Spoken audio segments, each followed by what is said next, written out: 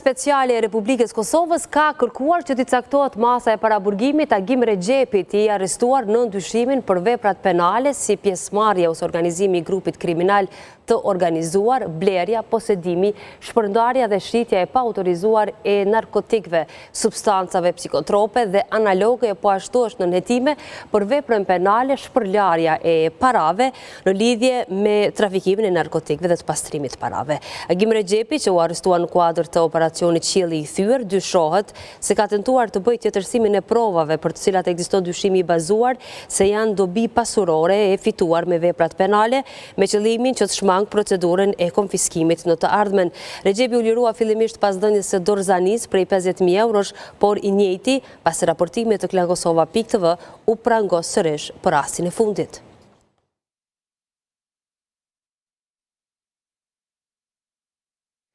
Flasim tani për